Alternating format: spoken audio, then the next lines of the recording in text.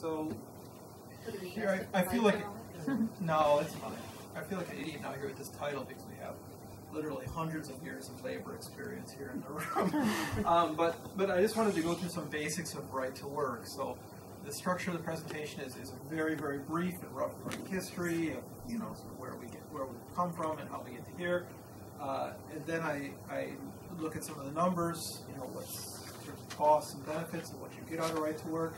And in putting together this presentation, keep in mind that I put it together as an economist first and a Democrat second. So I tried to keep everything as, in other words, I would feel comfortable walking this same presentation over to the Republicans and giving it to them too. So that's where it is. And then at the end, I've sort of put forward some questions for discussion as well as thoughts that people may take out into their communities and talk with friends and neighbors about this issue, because the level of misunderstanding, as I don't have to tell anyone in this room, is significant. So a little bit of history. I don't know if people can sort of see this. It's so small, I guess, can turn the top on light the on. screen.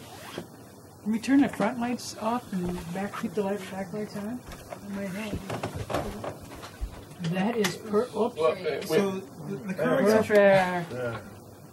Yeah, the current situation is, you often hear people say things like they've been forced to pay union dues, or they've been forced to become a union member, or something like that. The fact of the matter is, since 1947, it's been legal to have a closed shop. You have to be a union member to work in Business X. It's the Taft-Hartley Act. So talking that's since World War II, essentially. That's not been the case. So where does this misunderstanding come from? This idea, I was forced to join the union, I was forced to put dues. Okay, well, federal law requires any union, in Wisconsin or anywhere else, to bargain on behalf of all employees at the firm. Okay, federal law required. So, for example, if you have a union in Business X, it can't say, okay, you're a union member, we'll bargain for your wage. You're not a union member, we will not bargain for your wage. You cannot do that. It's illegal. Violation of federal law. Okay. Now, in the state of Wisconsin, the unions took this issue to court, and they said, well, we have to bargain on behalf of everybody, but we can't have a closed shop. In other words, we can't require union membership. What to do? Well, the compromise that was created here in the state of Wisconsin, and again, it's different from state to state. In the state of Wisconsin was an idea called fair share. Okay? What fair share does is it requires unions to essentially tally their costs associated with bargaining on behalf of employees. Okay? I was the treasurer for the UW faculty union for a number of years, so I have extreme familiarity with fair share. If anyone wants to talk at great length about fair share, I'd be happy to do so. Bottom line, anything the union spends money on has to, whether from tablecloths on up to donations to campaign X, has to be tallied as either associated with bargaining costs or not associated with bargaining costs. The share of union expenditures that are devoted towards bargaining costs, be it 30%, 70%, or 90%, are then charged as a share of regular union dues. So if regular union dues is $100 annually, the union finds out that 70% of their costs are associated with bargaining, then the fair share due is going to be 70% of regular union dues. So of course this amount varies from union to union. The union that I was involved with is a relatively young union, and so most of our costs were actually organizing costs, which are not fair share costs. So if we spend money to hire staff, excellent folks like Paul or somebody to go out and do union organizing, we can't charge that back to fair share members. Okay? So that's the compromise that exists in the state of Wisconsin. Now, this makes it very difficult, essentially, to free ride on a union. So you can't get the benefits of a union without paying the costs by fair share. Okay? So that's the situation. That is the status quo in the state of Wisconsin. So when people say that they're being forced to belong to a union, in fact, they're not. What they're being forced to do is to pay the costs associated with bargaining for their compensation. Okay. So right to work would do away with that. If Wisconsin was to pass right to work, the notion of fair share would go away, okay, which would make it much easier to, of course, free ride on unions that you'd have. The union would still be required to bargain on behalf of everybody, whether they were a union member or not. Okay. Is that clear, Charlie? again, I feel like an ass giving this lecture up here, so please excuse me because so here we are with Act 10, right? So what did Act 10 do?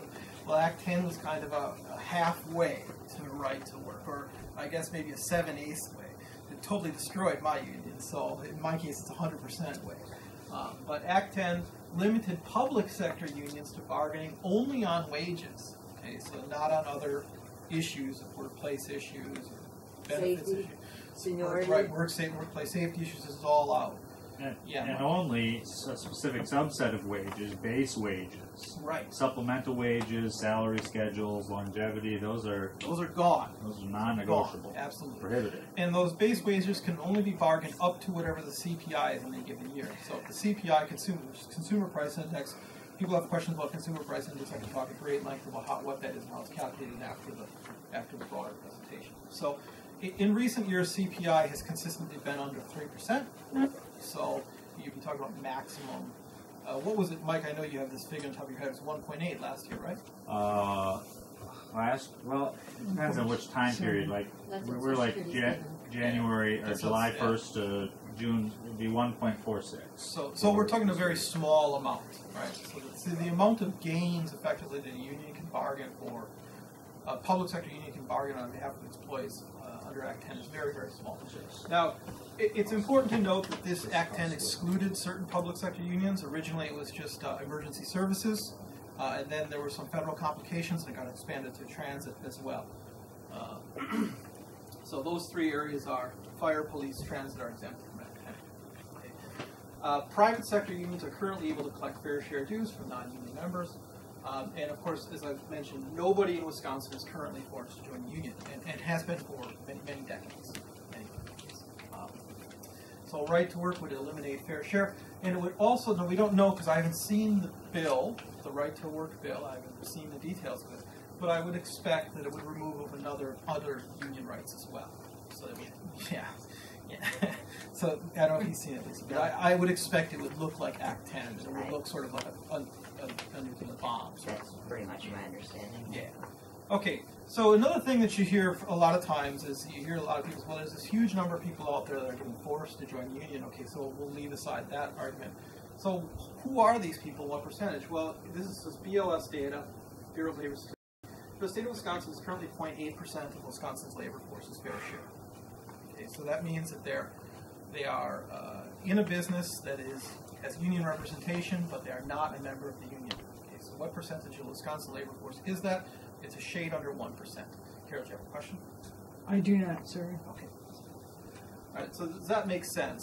Wisconsin labor force is 3.1 million people. So if you want to do the quick math on that, figure out how many people are exactly in that position in the state.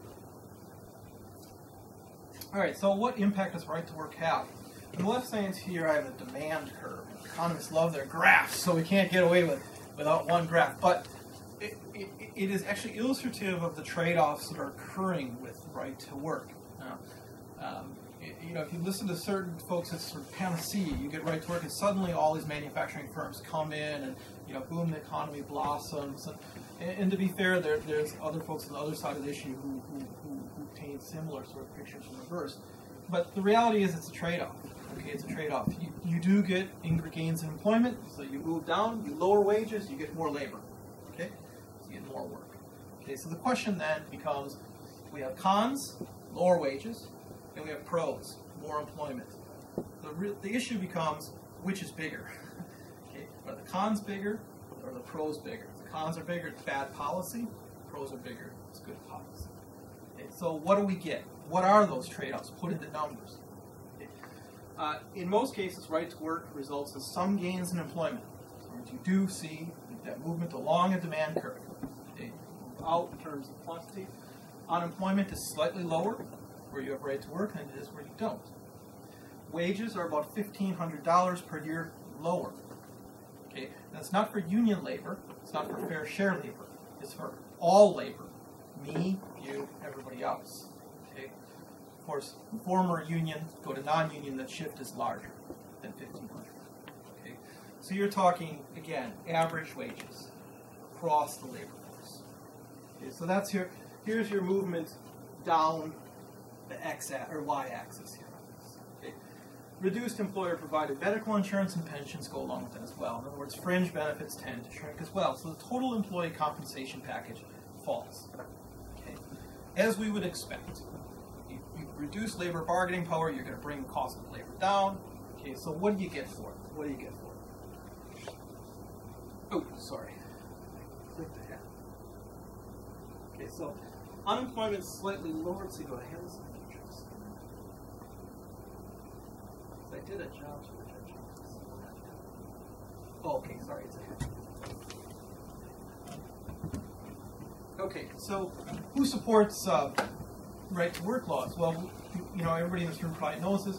The U.S. Chamber of Commerce is a big push on right to work laws, and that includes the Wisconsin Chamber and the Wisconsin Manufacturers and Commerce as well.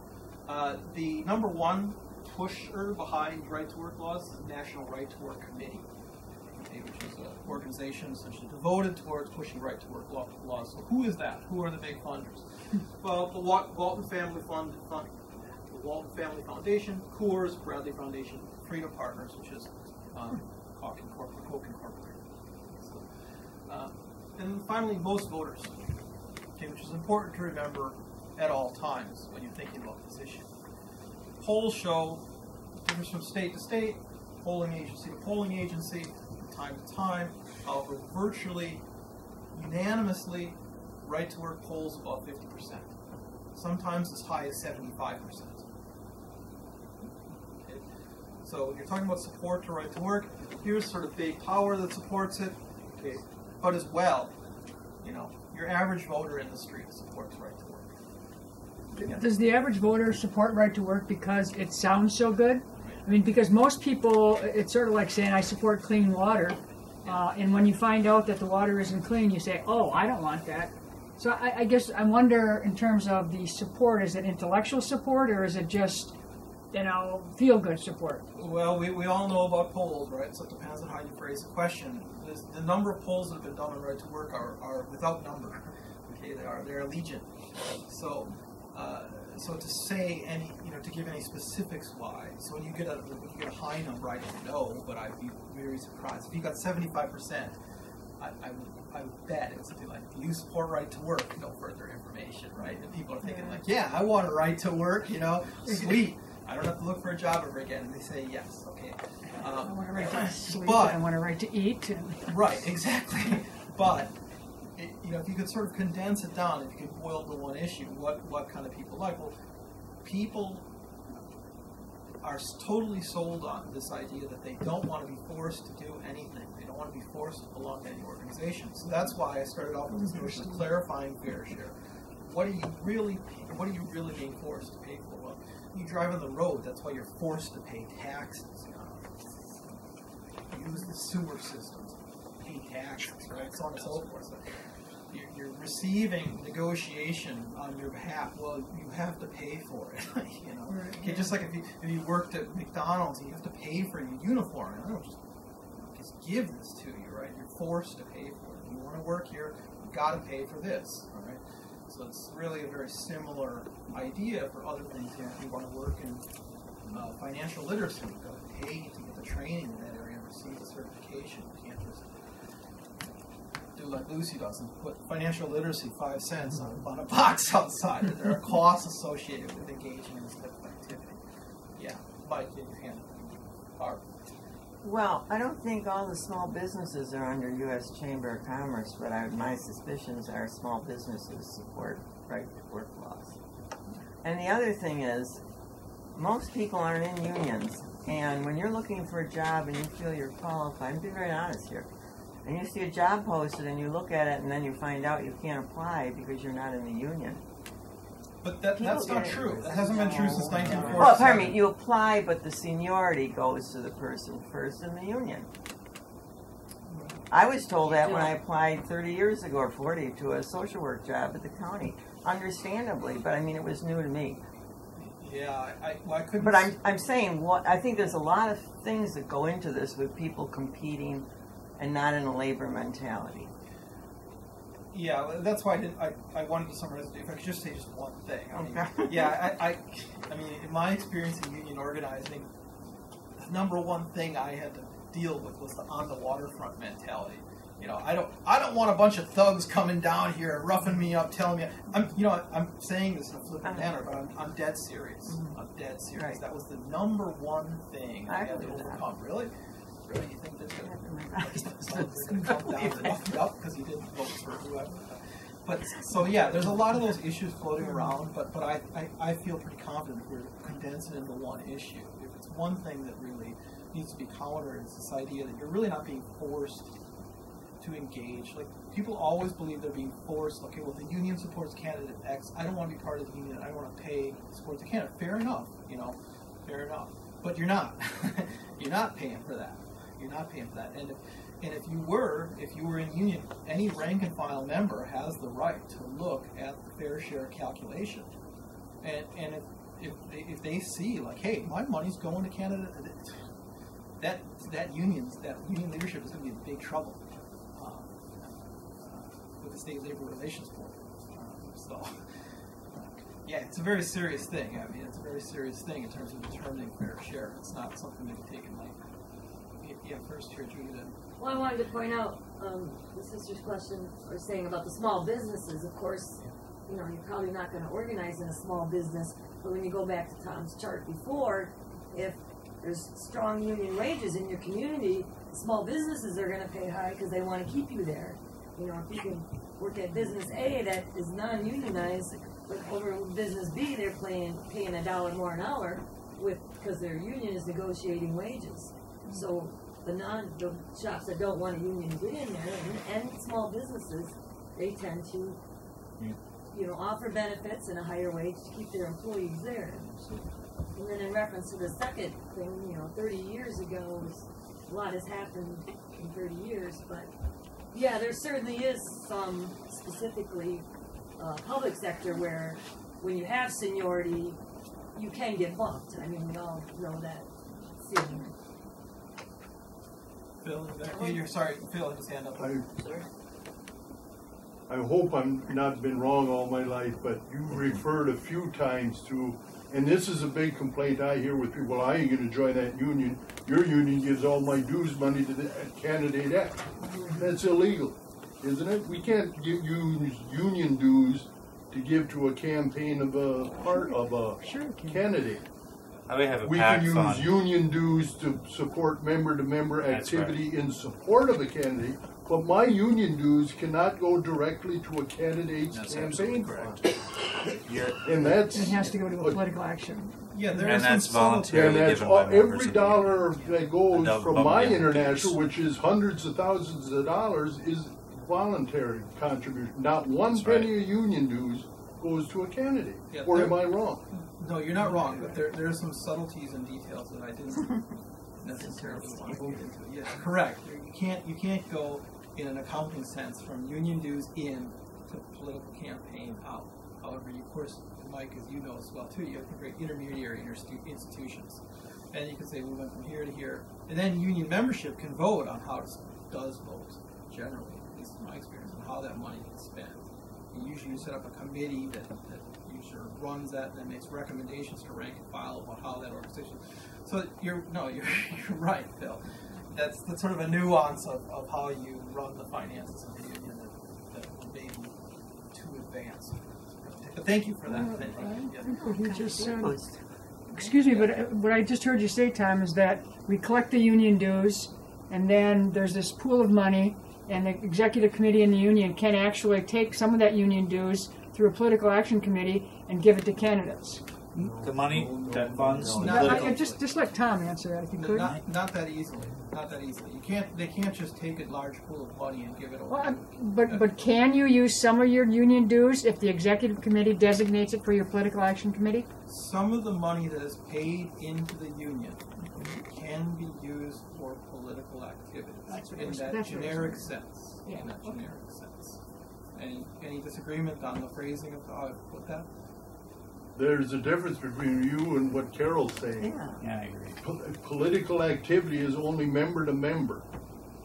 I can talk to Mike and be financed through union dues to do that, but I cannot talk to Carol. That's right. Now, if we want to she talk does to not Carol, belong to a union that's affiliated with Myconot. that the money that is spent on giving PAC contributions to candidates, money that is spent in making ad buys, that is almost always separate money, not dues money, but members are indeed asked to pay above and beyond their union dues to make contributions out of their paychecks to the PAC fund specifically, and it's a separate pool. The only reason I bring it up is it is a big negativity of people not familiar with union dues and what they're used for. I get that all the time, and people say, well, your union's taking my money and paying it to this campaign X, Y, or Z. And we cannot do that. If I'm messing a real technique, we can talk member to member, that's about it. It looks like this is a conversation maybe that should be different than this. Yeah, we're kind of getting bogged down. So. But it's important because it is you know, what a lot of people I have a feeling why they this don't is a want different to opinion than Phil's. Yeah, okay. You want me to leave, don't you? No. Can I ask a question, Tom? About, with the university years ago when I knew about the battle before you were here even, is that a lot of the faculty didn't want to be termed labor. They didn't want to be known as workers. Was that a barrier for you? We're talking about why is there resistance. They said, we're not workers. We're not going to go with this. We're professional. It was hard to start anything. Did you find that as a strong sentiment still? Well, I'm going to give you a short version of that answer. In a plug for, I don't know if it's this program that Riley was talking about a moment ago, but there's another program on community TV called Labor Talks, and actually I'll be the guest on that in February, and I'll be talking about this issue at much greater length. Okay. And there, if we want to get into sort of nuances of how you're on the finances in the union grade, that's a good time to have that discussion. But no, the number one issue that I had was on the waterfront. That was the number one thing, is this public perception that the union is just a bunch of roughneck, hoodlum types, and we don't want to have any part. Well, right. So, yeah. Right. So, would you agree with that, Judy? Yeah. Well, that's across the board, Okay. So, some more likely impacts on Wisconsin. So, Wisconsin unionization rates are 11.2 as of 2013 with BLS data. It's almost exactly the national average, 11.3. Okay, so Wisconsin looks a lot like the nation in terms of unionization. In terms of the makeup of Wisconsin industry, it doesn't. Okay, and so when we look at the numbers that I projected here, I'll be happy to talk about where I get my projections from if people want to do that. But so what we'd likely see in Wisconsin is about a 3% fall in wages, about 2% 2.5% reduction in employer-provided health care, based on the right to work, about a 5% reduction in employer-provided pensions. So this is across the labor force, not across the labor force. So this is not just unionized labor versus. And you'd likely see a 15 to 20,000 increase in employment. Now, I'm more comfortable at the higher end of that figure than the lower end, so I would say you'd probably see about upper teens. Okay, so that's about what you're going to get. Okay, that's why when you look at that number, I got to imagine that the Republicans have similar numbers, and so they're looking at this and they're going, "What? We're going to get 20,000 out of this, and I'm going to have riots in Madison, and I'll forget about it." Let's just forget about this. It's not the pros. I think Terry's more worried about the people standing out in front of his store than they are where riots in Madison. Maybe. Right. So he's looking at his district, and he's like, "I might pick up, a couple hundred jobs in my district for, forget about it." So. And again, so that's why it doesn't surprise me that much that they're kind of cool on this issue. Public sector unions were never popular in Wisconsin. The private sector unions is a different issue, and when you look at the gains they're likely to get out of this in terms of employment, it just doesn't look politically sound. Now, if you're politician X and you're going to get big money from some donor to run your congressional campaign next time, maybe looks like great policy. So for you, it looks like great. politician X is a great policy. In terms of state policy, it doesn't, cost benefits don't play out too well. How much is the 3% fall on wages, the reduction of healthcare and pensions, how much is that kind of a lot of unionized professions kind of dragging down the average? Is it really as across the board? That's an excellent question. It drags harder on low wage in general than it does on high wage. So and that's something where we get into sort of the art of doing these projections rather than sciences, because you can't really know that. So, when I'm looking at doing this projection and looking at trying to figure out the answer to that question, I'm looking at the makeup of Wisconsin industries. Like, how many low-wage jobs do you have? How many occupations are likely impacted by unionized labor? How many unionized labor becomes right to work? And how much their wages adjust? Bottom line, it's that $1,500, those numbers aren't equal. So, like, my wage is not likely to fall by exactly that amount. My personal wage as a professor of economics is likely to fall by less than that, and pension, so on and so forth. Okay? If you're in non-unionized manufacturing, almost certainly you're going to fall more than that number. Okay? So if you're in industries that are complementary, the degree of complementarity to highly unionized industries are going to fall more. The industries with low complementarity to unionized industries are going to fall less. Complementarity meaning sort of things that go together. So if you're like an upstream supplier or a downstream purchaser of a unionized sector, it's likely that your impacts are going to be greater than they would be in other areas. Does that answer your question? Yeah, thank you. So it's really hard to know that. You really have to ask me to look at the makeup. Now, I would expect that given the quantity of manufacturing in Wisconsin as a total share of our sort of labor force, that so my numbers reflect this, by the way, that if you look at national averages, we will trend towards the higher numbers. In other words, we'll lose more than a lot of states because although our unionization rates aren't all that high, our manufacturing, in other words, our industries that are complementary to unionized activities are greater than national averages.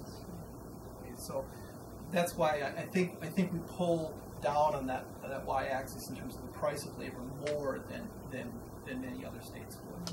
So again, contributing to sort of what we're paying, what we're getting for this, it's not good. To give you the sort of simple example of what I'm talking about here, when I was a student years ago, I worked in manufacturing. I worked in a factory building office furniture.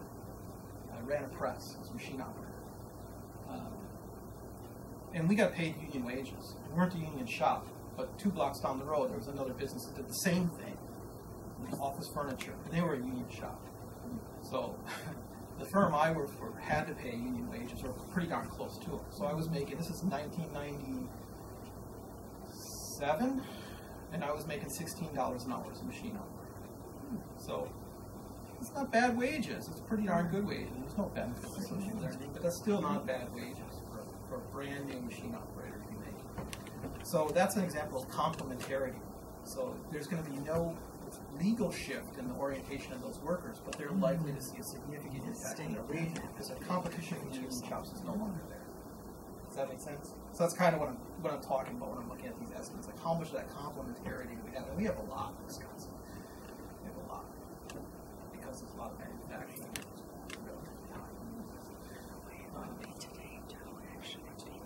Any other questions before I go on? Okay. So the last slide I have here is some concluding thoughts. So I hope I've demonstrated at this point that there are benefits and costs associated with right to work. Okay? The costs are, you lose wages, you lose fringe benefits of various sorts, and you gain a certain amount of employment. So the first thought I have is really who pays for low-wage jobs?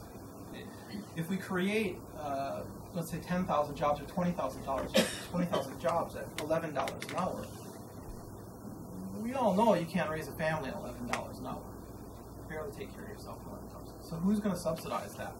Who's going to subsidize those costs? Taxpayers and the government, through food stamps, through Educare, through... Right, so that's what I want people to sort. So I want I'm hoping at least, and some people sort of leave here and go, oh, it's okay, well, great, you're right, we're going to create jobs. And this is one thing I would like to see us do as Democrats. You know, I feel a lot of times like we don't acknowledge the benefits of the opposition's party. Well, better to acknowledge them. Okay, great, you're going to get about 20,000 jobs out of it. What are they going to pay? Oh, $10 to $12 an hour. Oh, who's going to cover that extra cost? You sure you want them? You know, go acknowledge those benefits, and then proceed, right? And then proceed. Okay, so it's a good policy. In terms of the state economy, you know, we always hear, well, we've got to do this to compete, or we've got to do this to compete. So you always hear that. Who are we competing with? Okay. Should we try to compete on wages with the developing world? Oops, I wrote that twice. Yeah. Example I always use is Nordstrom's doesn't compete with Walmart on prices. It's in different markets. Different markets. Okay. So do we want to be operating in the same way? Do we want to be competing with Nicaraguan labor? For that matter, do we want to be competing with Alabama labor? I mean, I don't know. Let's have this discussion. Let's force that hand and force people who are advocates of this to say, well, okay, you're talking about who are we competing with? Who are we competing with? Okay, well, if we're competing with Nicaragua, do we want to look like Nicaragua? I mean, I don't know. You tell me. So let's be clear about what market we're in. Okay, what labor market do we want to operate in? Who is our competition? Who is our competition? And then let's talk directly about that. And is increasing employment at the cost of wage and benefits really the best policy to improve the economy of the state? In other words, is moving down that labor demand curve, is that the best policy? Or, you know, could we focus on building skills of the workers instead? So, you know, person X might argue, well, I can't afford to pay worker X $14 an hour when they produce $12 worth of value for me. Okay, great. Maybe you're telling the truth. Maybe that's the truth, or maybe it's right. Can we figure out how to make that worker produce $18 worth of value for you, so that you can pay them that and still, you know, earn a profit? Can we figure out how to do that? Might that not be good policy? The problem is that we've been doing that for the last 3 decades, and those productivity gains have not been shared in the form of wages for workers. That was my master's thesis. Oh. Yes.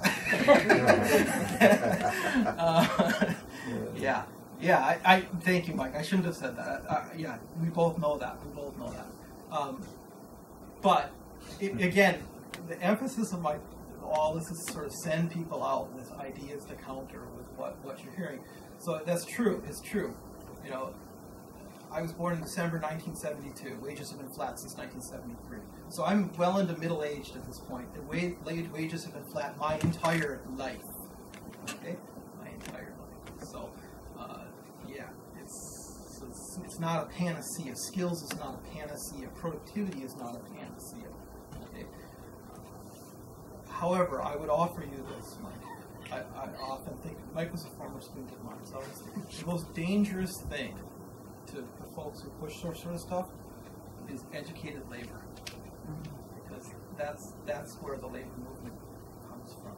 That's where it comes from. That's where it, you know, so it may not be it's not the golden ticket, right? But it's I think it's perhaps the strongest first step to having a more humane treatment of labor. Can I ask a question, Tom? Yeah, of course. A few years ago, there was an issue similar to this in New York State that I was informed about from somebody.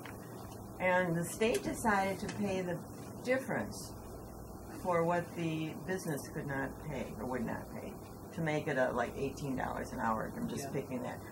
And a person said to me, well, and was not seeing the positive, was saying, well, then what are you going to do with the people in the company, the workforce that's over 18, because this applied to teenagers.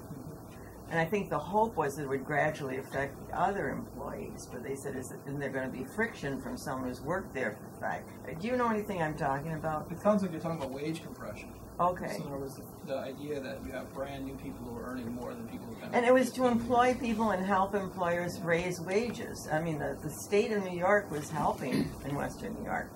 But then you have these employees who are already working at a company, and they're over 19, and their wages were not going to go up. Yeah. So you wondered if the employer was going to get rid of those people. I started reading a lot about it to answer the person I was talking to, and it was quite complicated. I think the intention was ultimately the other workers' wages would raise, but that was one of the questions of the opposition. Yeah, well, I don't know the details of that policy. I can only say what I advocate for in terms of those type of issues. And as an economist, I advocate for sort of the idea of the state at whatever level you choose, local, state, federal, as what's often referred to as an employer of last resort. Okay, so what is that? What is employer of last resort? Oh. So in other words, you say that, let's take local government for just as an example. You say that the local government will hire anybody and everybody at $15 an hour. Done. Okay. Get rid of minimum wage. Get rid of all these other things. Just have that. So in other words, what you've done is you've essentially wiped out the labor market below $15 an hour in the private sector. Done. Okay. It's simple. It's straightforward. It's not terribly distortionary. In other words, you don't get those compression issues like you were talking about. And you've got a de facto minimum wage that impacts everybody who wants a job. And it also kills all these arguments like, well, that people don't want a job, they will live on the dole or whatever. Okay, done. All those issues go away. So that's personally the policy that I believe is the best one to resolve those types of issues. Okay. The last point I wanted to walk away here with is so one of the big things that people who advocate for right to choice is one of the big pros that people offer, and honestly it is a pro to a certain extent, but so right to work arguably increases worker choices. I can do this or I can do that, right? Okay. Is the decision to work a choice? Okay. And I put here in parentheses, I'd like to be on a warm beach with my family instead. That'd be my choice. My choice would be to not work, right? Okay. Give me a nice margarita, give me a nice warm beach, give me a band playing over here, some nice water. That's it. That's my choice right there. Okay. So when we're talking about choice, and we're talking about the preference of the idea of choice, we really need to be thinking: are we really talking about choices here? Are we really talking about choices? One thing that when we were doing healthcare a few years back. When I was the chair of the party, I used to tell people, well, you're going to eliminate choice in my medicine. I said, when's the last time you chose when you had a heart attack? Where you go? No, you just go and you do it. It's not a choice. It's straight up action. So, which most healthcare, especially emergency healthcare, it's never a choice. It's like eating. You have a choice whether you eat broccoli or you eat cauliflower, but you don't have a choice to eat. I mean, I guess you do. You can die, right? But that's not really a real